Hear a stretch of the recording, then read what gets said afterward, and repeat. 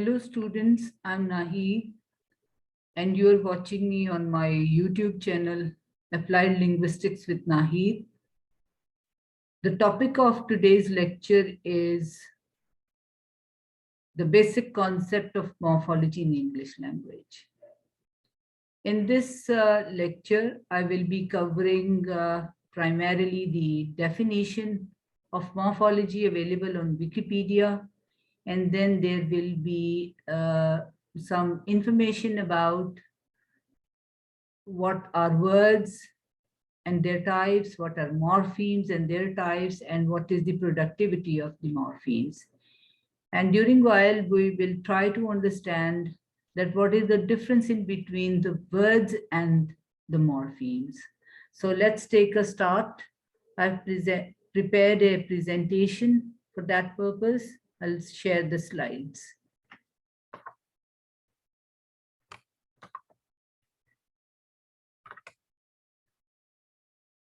Students, you can watch that this is lecture number 1, the basic concept in morphology. The outlines are what is morphology, what are words and their types, what are morphemes and their types, some features of free, bound and cranberry morphemes, what is the productivity of a morpheme. So after the outlines, let's take a look at what is the definition.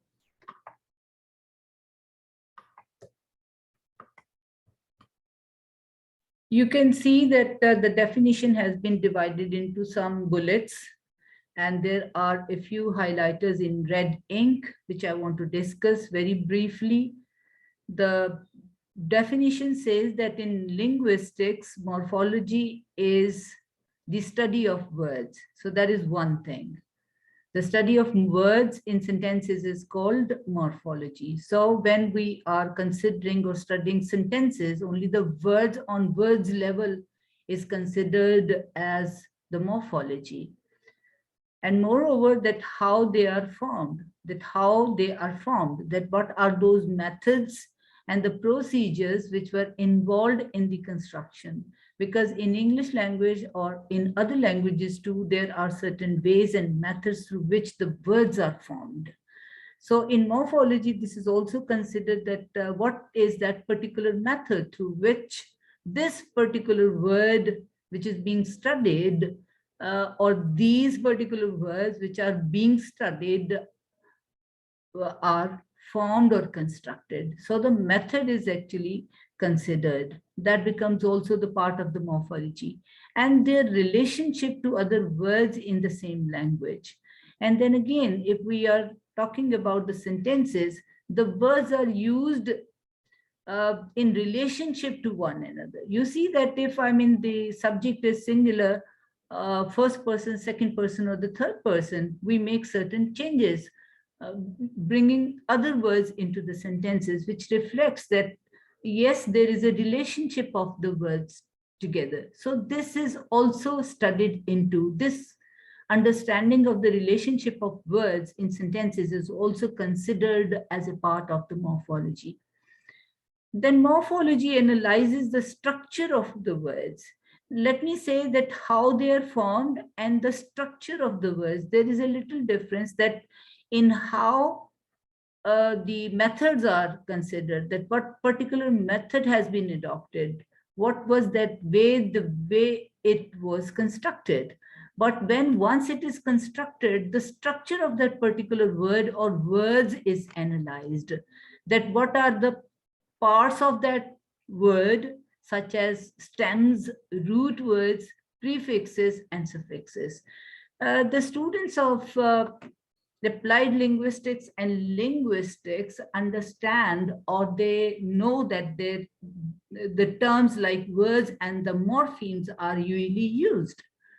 We should understand that there is a difference in between the words and the morphemes, because words are the meaningful combination of sounds which represent, which are represented in writing, and they symbolize certain meanings. We should know that the basic difference in between the morpheme and the word or the words is that a word may be divided into further components, elements, units, or parts, but a morpheme cannot be further divided. You can say that a word may be composed of morphemes, but morpheme, one single morpheme cannot be considered as a word. There can be the morphemes into one word, but we cannot say that because a word can be further divided into morphemes or its further parts, which may be the uh, parts in terms of doing some function or giving some meaning. When we will be discussing the morphemes, of course, we will see that what are the components of the morphemes.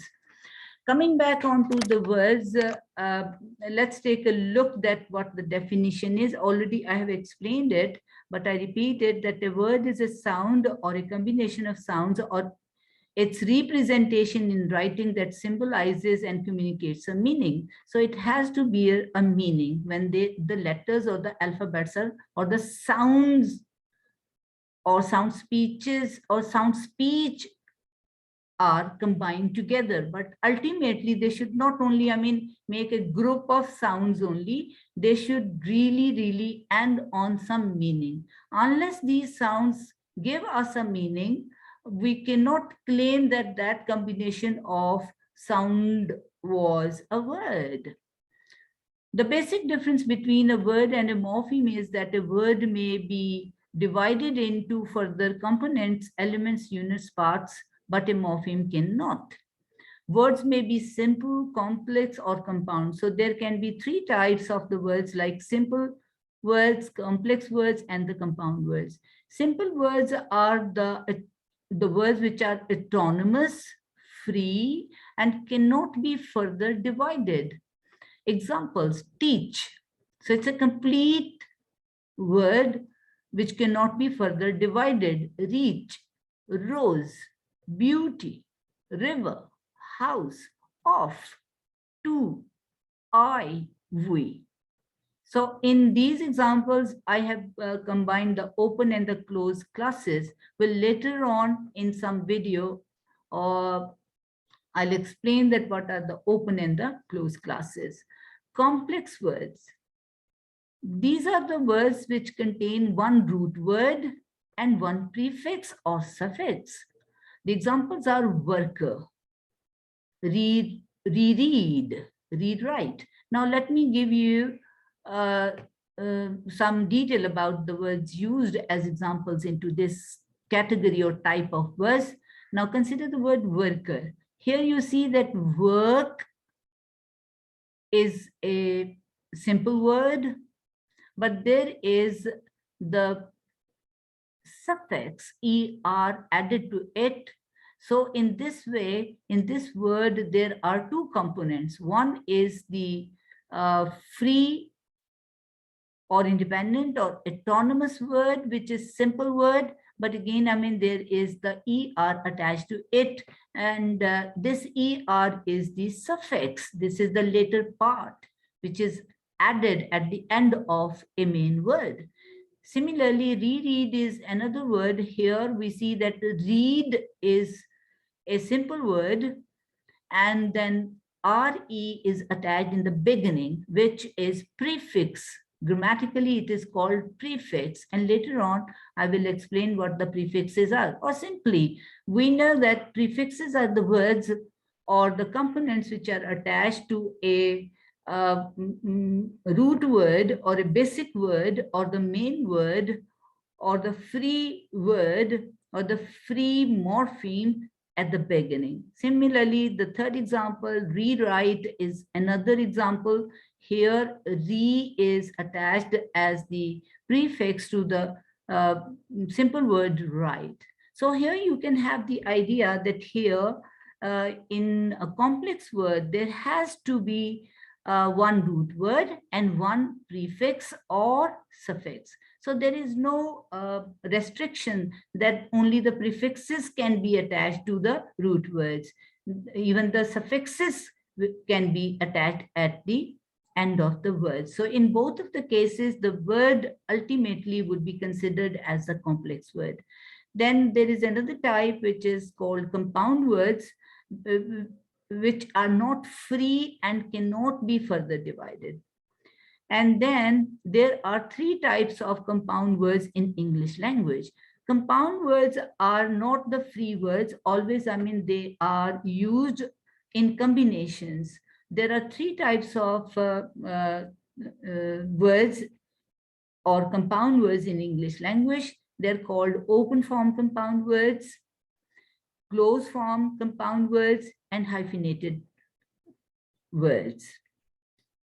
The examples are high school, tennis shoe, Liberty Market. Here you see that if I consider the word high school, there are two words, high and school, but there is a space. So that is why they're called open form compound words, because they are clearly separate two independent words, but functioning as one compound word or one word. Consider the other example, tennis shoe. Here again, I mean the tennis and shoe. They are two independent words, but they are combined as one, as a compound word, but there is a space in between the two independent words. Liberty market. Again, I mean, in this example, the word liberty and the market, they are two independent words and they can be separately used, but they are here, they are combined together as one word, but there is a space. That is why, because of the space in between the two words, the compound words are called open form compound words. Now consider the other example, break fast. Here you see that break and fast, they are two independent words, but they are combined together without a space. That is why they are called closed form compound words. Then again, another example is football. Here, the foot and the ball. There are two words, but without any space. That is why they are called closed form compound words. Jellyfish, again, jelly and the fish, but there is no space in between the two. Pancake, another word which is a compound word, and there is no space. That is why they are called closed form compound words. Another form of the compound words is the hyphenated words. Here you can see the example is mother-in-law. Here the words are mother, in, and law. There are three independent words. Mother, a noun, law, a noun, and in, a preposition. Grammatically, I mean, they are ranked as these, as I have said. But they are combined together with two hyphens in them. Mother-in-law. So they are the hyphenated words, and they are one type of the compound words. Similarly, another example is merry-go-round. Here, marry, go, and round. Again, I mean, there are three words and there are the hyphens. Get together. And again, I mean, there is a hyphen in between the two words. So in these examples, you can see that the words have three different types of types, like the simple words and then complex word and compound words. The examples are given. Let's take a look on to the next slide, and that is about the morphemes. What are morphemes and their types? As I earlier explained that a morpheme is a different thing than a word, because it is a part of a word which cannot be ultimately divided. They're always meaningful in the sense that either they can be lexical morphemes or they can be the functional morphemes. If we go back again on to the previous examples, let me take one example out from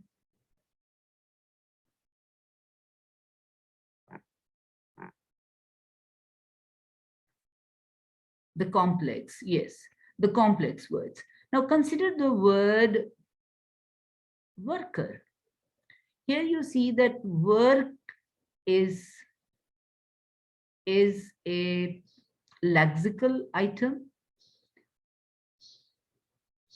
and ER, it has a meaning, work has a meaning, but ER component has no meaning, rather it has a function. So in this word, the verb component is a lexical morpheme, and ER is the functional lexeme.